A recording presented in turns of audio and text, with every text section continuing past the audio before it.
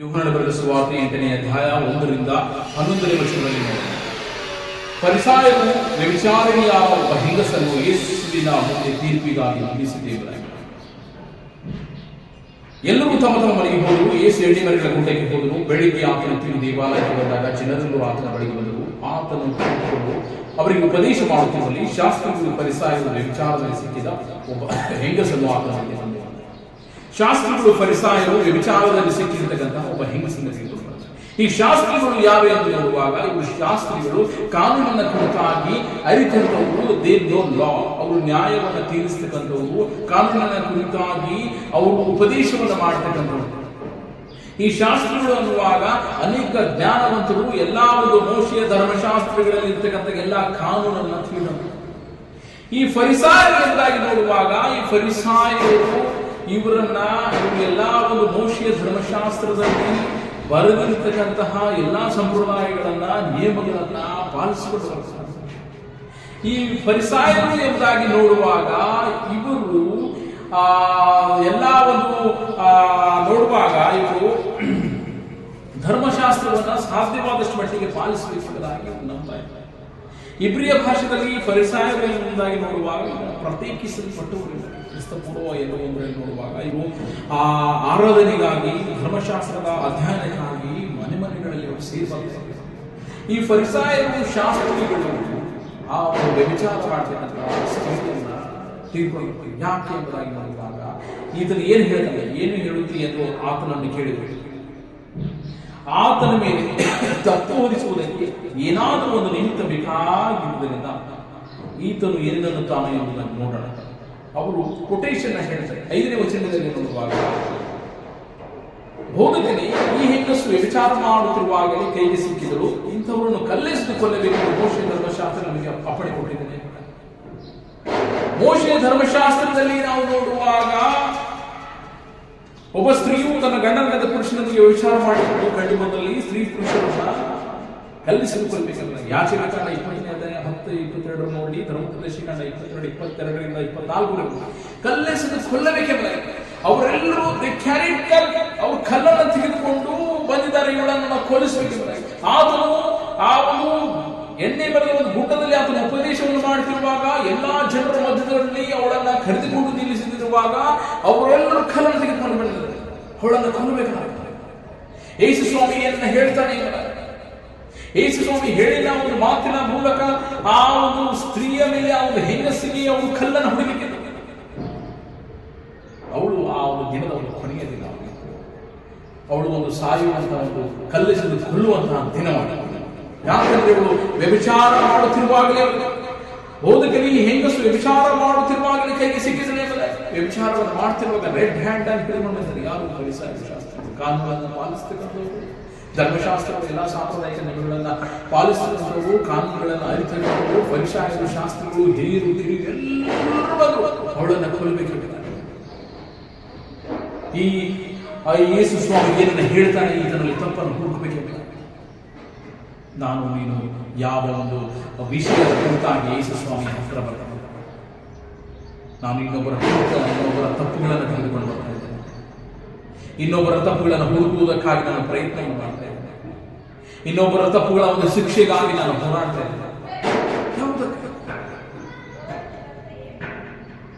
ಯೇಸು ಸ್ವಾಮಿ 7ನೇ ವಚನದಲ್ಲಿ ನೋಡುವಾಗ ಅವರು ಆತನನ್ನು ಬಿಡದೆ ಕೇಳ್ತಾರೆ, ಹೇಳಿ ವ್ಯಭಿಚಾರ ಮಾಡ್ತಾ ಸ್ತ್ರೀಯು ನಮಗೆ ಕೈಗೆ ಸಿಕ್ಕುವಾಗ ನಾವು ಇವಳನ್ನ ಕಲ್ಲಿನಿಂದ ಕೊಲ್ಲಬೇಕು, ಕಲ್ಲಿಸಲು ಕೊಲ್ಲಬೇಕೆಂಬುದಾಗಿ ನಾವು ಇದ್ದೇವೆ ಹೇಳಿ ಎಂಬುದಾಗಿ ಆತನನ್ನ ಬಲವಂತ ಮತ್ತೆ ತಿರುಗಿ ಕೇಳ್ತಾ ಇದ್ದಾರೆ. ಬಿಡದೆ ಕೇಳುತ್ತಿರುವಾಗ, ನಿಮ್ಮಲ್ಲಿ ಪಾಪವಿಲ್ಲದ ಅವನು ಯಾರು? ಅವನು ಮೊದಲು ಆಕೆ ಮೇಲೆ ಕಲ್ಲನ್ನು ಹಾಕ್ತಾನೆ. ಯಾರನ್ನು ಪಾಪ? ಆ ಮಾತನ್ನು ಕೇಳಿ ತಾವೇ ಪಾಪಿಗಳೆಂದು ಮನಸ್ಸಿನಲ್ಲಿ ತಿಳ್ಕೊಂಡು ಯೇಸು ಸ್ವಾಮಿ ಹೇಳಿದಂತಹ ಮಾತನ್ನ ಸ್ವೀಕರಿಸಿದರು. ಅವರು ಹೇಳಿದಂತಹ ಮಾತನ್ನ, ಹೌದು ನಾನು ಪಾಪಿ ಎಂಬುದಾಗಿ ಅವರು ತಂದಿರತಕ್ಕಂತಹ ಕಲ್ಲುಗಳನ್ನ ಬಿಸಾಡಿದರು. ದೇವರು ನಿನ್ನೊಂದಿಗೆ ಮಾತನಾಡುವಾಗ ನೀನು ಸ್ವೀಕರಿಸ್ತಾ ಇದೆಯಾ? ಯೋಚನೆ ಫರಿಸಾಯರು, ಶಾಸ್ತ್ರಿಗಳು, ಹಿರಿಯರು ಆ ಮಾತನ್ನು ಕೇಳಿ ತಾವೇ ಪಾಪಿಗಳನ್ನು ಮನಸ್ಸಿನಲ್ಲಿ ತಿಳ್ಕೊಂಡು ಹಿರಿಯರು ಮೊದಲುಗೊಂಡು ಕಿರಿಯರವರಿಗೆ ಒಬ್ಬರ ಹಿಂದೊಬ್ಬರು ಹೊರಗೆ ದೇವರು ನಿನ್ನೊಂದಿಗೆ ಮಾತನಾಡುವಾಗ ನೀನು ಅದನ್ನು ಸ್ವೀಕರಿಸ್ತಾರೆ. ಅವನು ಪಾಪಿ ಎಂಬುದಾಗಿ ದೇವರು ನನಗೆ ಯಾವ ವಿಷಯಗಳನ್ನು ಹೇಳ್ತಾ ಇದ್ದಾರೆ. ಮೋಶೆಯ ಧರ್ಮಶಾಸ್ತ್ರದಲ್ಲಿ ನೋಡುವಾಗ ಕಲ್ಲಿಸಿಕೊಳ್ಳಬೇಕೆಂಬುದಾಗಿ ಯೇಸು ಸ್ವಾಮಿ ಹೇಳಿದಂತೆ ನಿಮ್ಮಲ್ಲಿ ಯಾರಲ್ಲಿ ಪಾಪಗಳನ್ನು ಕಲ್ಲಿಸಿಕೊಳ್ಳಬಹುದು. ಈ ಮೋಡಿಫೈ ಆತನು ಮೋಶೆಯ ಧರ್ಮಶಾಸ್ತ್ರವನ್ನು ಮೋಡಿಫೈ ಮಾಡಿ ಬೋಧಕನೇ ಎನ್ನುವಾಗ ಆತನು ಕೊನೆ ವರ್ಷದಲ್ಲಿ ನೋಡುವಾಗ ಆತನು ನ್ಯಾಯಾಧೀಶನಾಗಿ ಈ ಜಡ್ಜ್.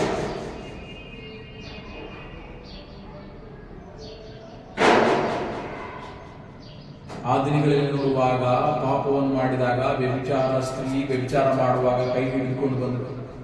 ವ್ಯಭಿಚಾರ ಮಾಡುತ್ತಿರುವಾಗಲೇ ವ್ಯಭಿಚಾರ ಮಾಡುತ್ತಿರುವಾಗಲೇ ಕೈಗೆ ಸಿಕ್ಕಿದಳು. ಪಾಪವನ್ನು ಮಾಡುತ್ತಿರುವಾಗ ಕೈಗೆ ಸಿಕ್ಕಿದಳು. ಇವಾಗ ನಾನು ನೀನು ಪಾಪವನ್ನು ಮಾಡಿದಾಗ ಪರಿಶುದ್ಧಾತ್ಮನು ನನ್ನನ್ನು ತಿಳ್ಕೊಳ್ಳುವುದಿಲ್ಲ. ನ್ಯಾಯ ತೀರ್ಪಿನ ದಿನಗಳಲ್ಲಿ ನೀನು ಮಾಡಿದ್ದು ನನಗೆ ಯಾರಿಗೂ ಗೊತ್ತಿಲ್ಲ. ನಾ ಒಬ್ಬನೇ ಆಗಿದ್ದೇನೆ. ನನ್ನ ಕತ್ತಲಲ್ಲಿ ಮಾಡ್ತಕ್ಕಂತಹ ಪಾಪ, ದೂರದಲ್ಲಿ ಮಾಡ್ತಕ್ಕಂಥ ಪಾಪ, ನನಗೆ ಯಾರೂ ಇಲ್ಲ ಎಂಬುದಾಗಿ ನೀನು ಯೋಚನೆಯನ್ನು ಮಾಡ್ತೀನಿ. ಪರಿಶುದ್ಧಾತ್ಮನು ಇದನ್ನು ಆತನು ಹಿಡಿದುಕೊಳ್ಳಿಕ್ಕೆ ಪರಿಶುದ್ಧಾತ್ಮನು ಎಲ್ಲರಿಗೂ ಗೊತ್ತು. ಫರಿಸಾಯರು, ಶಾಸ್ತ್ರಿಗಳು ವ್ಯಭಿಚಾರ ಮಾಡಿದ ಸ್ತ್ರೀಯನ್ನು ಕರೆದುಕೊಂಡು ಹಾಗೆ ಆಮೇಲೆ ದಿನಗಳಲ್ಲಿ ಪರಿಶುದ್ಧಾತ್ಮನು ವಿಟ್ನೆಸ್ ಆತ್ಮ ಆದ್ಮೇಲೆ ಈ ಮಗನು ಮಾಡಿದಾಳೆ. ಯೋಚನೆ ಯಾರು ಇಲ್ಲ ಎಂಬುದಾಗಿ ಯೋಚನೆ ಮಾಡಿ ನನಗೂ ನಿನಗೂ ಪರಿಶುದ್ಧಾತ್ಮನು ನೋಡುವಂತಾಗಿದ್ದಾರೆ. ಆತನು ನೋಡ್ತಾ ಇದ್ದಾರೆ. ನಾನು ಏನು ಮಾಡ್ತಾ ಇದ್ದೇನೆ ಎಂಬುದಾಗಿ, ನಾನು ಮಾಡ್ತಕ್ಕಂಥ ಪಾಪ, ನಾನು ಮಾಡ್ತಕ್ಕಂಥ ಆಲೋಚನೆ, ನಾನು ಮಾಡ್ತಕ್ಕಂಥ ಎಲ್ಲ ವಿಷಯಗಳು ಪರಿಶುದ್ಧಾತ್ಮನಿಗೆ ಗೊತ್ತು. ಆತನು ನನ್ನನ್ನ ನಿನ್ನನ್ನ ನಾನು ನೀನು ಪಾಪ ಮಾಡಿದ್ದನ್ನು ಆತನು ಹಿಡಿದುಕೊಳ್ಳಿಕ್ಕಿದ್ದಾನೆ. ಯಾರು ನೋಡ್ತಾ ಇದ್ದಾರೆ? ಆ ಒಂದು ದಿನದಲ್ಲಿ ಆ ಒಂದು ಹೆಂಗಸು ಕಾಪಾಡಲ್ಪಟ್ಟರು. ಯೇಸುವಿನ ಸನ್ನಿಧಾನದಲ್ಲಿ ಬಂದಿರುವಾಗ ಆ ಹೆಂಗಸು ಸಾಯುವ ಹಂತದಲ್ಲಿದ್ದಾಗ, ಸಾಯುವ ಹಂತದಿಂದ ಅವಳು ಕಾಪಾಡಲ್ಪಟ್ಟಿದ್ದನ್ನು ನೀನು ಯೇಸು ಸ್ವಾಮಿ ಹತ್ರ ನಿನ್ನ ಸ್ಥಿತಿ ಸಾವಿನ ಹಂತದಲ್ಲಿರುವುದು. ದೇವರು ಅದನ್ನು ಬಿಡಿಸಲಿಕ್ಕಿದ್ದಾನೆ. ದೇವರು ಅದರಿಂದ ಬಿಡುಗಡೆಯನ್ನು ಕೊಡಲಿಕ್ಕಿದ್ದಾನೆ. ಆತನ ಹಾಗೆ ನಾನು ನೀನು ಈ ತರದ ತಪ್ಪುಗಳನ್ನು ಹೋಗುವಂತ ಮಗನಾಗಿರಲಿ, ಈ ತರದ ಮೇಲೆ ತಪ್ಪನ್ನು ಹೊರಿಸುವಂತ ಮಗನಾಗಿರಲಿ. ನಾವು ಕರ್ತನ ಸನ್ನಿಧಾನದಲ್ಲಿ ಪಶ್ಚಾತ್ತಾಪದ ಹೃದಯದಿಂದ ಸ್ವಾಮಿ ನಾನು ಪಾಪಿ ಎಂಬುದಾಗಿ ಒಪ್ಪಿಕೊಂಡು ಆತನ ಪಾದದಲ್ಲಿ ಬರುವಾಗ ದೇವರು ನಿನ್ನ ಪಾಪವನ್ನು ಕ್ಷಮಿಸಿ ನಿನ್ನನ್ನು ಆತನು ಅಂಗೀಕರಿಸಿದ್ದಾನೆ. ನಿನ್ನನ್ನು ಆತನು ಮಗನು ಎಂಬುದಾಗಿ ಹೇಳಲಿಕ್ಕಿದ್ದಾನೆ. ಅಯ್ಯೋ ನನಗೆ ಯಾರು ನೋಡ್ತಾ ಇಲ್ಲ, ನನಗೆ ಹಿಡಿದುಕೊಳ್ಳುವುದು ಯಾರು ಇಲ್ಲ ಎಂಬುದಾಗಿ ನೀವು ಯೋಚನೆ ಮಾಡಿದ್ರು. ಆ ದಿನಗಳಲ್ಲಿ ಫರಿಸಾಯರು, ಶಾಸ್ತ್ರಗಳು ವ್ಯಭಿಚಾರ ಮಾಡ್ತಕ್ಕಂಥವಳನ್ನು ಹಿಡಿದುಕೊಂಡು ಅಯ್ಯೋ ಇವಾಗ ನನಗೆ ಹಿಡಿದುಕೊಳ್ಳಿಕ್ಕೆ ಯಾರು ಇಲ್ಲ ಎಂಬುದಾಗಿ ನೀವು ಯೋಚನೆ ಮಾಡ್ತೀವಿ. ಪರಿಶುದ್ಧಾತ್ಮನು ನಿನ್ನ ನೋಡ್ತಾ ಇದ್ದಾನೆ. ದೇವರು ನಿನ್ನನ್ನು ನೋಡ್ತಾ ಇದ್ದಾನೆ. ಪಾಪದಿಂದ ದೂರಗಳು ಸ್ವಾಮಿ, ನನ್ನ ಪರಿಶುದ್ಧತೆಯ ಕಡೆಗೆ ನಡೆಸಿ ಪರಿಶುದ್ಧ ಮಗನಾಗಿ ಜೀವಿಸಲಿಕ್ಕೆ ನನಗೆ ಸಹಾಯವನ್ನು ಮಾಡಿ ಪ್ರಾರ್ಥನೆ ಮಾಡುವ. ಇನ್ನೊಬ್ಬರ ತಪ್ಪುಗಳನ್ನ, ಇನ್ನೊಬ್ಬರ ಪಾಪಗಳನ್ನ ನಾನು ಕರ್ತನೆ ಏಳಿಸದೆ, ಗುರುತಿಸದೆ, ಎತ್ತಿ ಹಿಡಿಯದೆ ಕರ್ತನೆ ನನ್ನ ತಪ್ಪನ್ನು ನಾನು ಗುರುತಿಸ್ತೇನೆ. ನನ್ನ ತಪ್ಪಿಗಾಗಿ ನಾನು ಕ್ಷಮಾಪಣೆಯನ್ನು ಕೇಳ್ತೇನೆ. ನನ್ನ ತಪ್ಪಿಗಾಗಿ ನಾನು ಪಶ್ಚಾತ್ತಾಪ ಪಡ್ತೇನೆ ಎಂಬುದಾಗಿ ನಿನ್ನ ಪಶ್ಚಾತ್ತಾಪದ ಹೃದಯದಿಂದ ಆತನ ಪಾದದಲ್ಲಿ ಬಾ.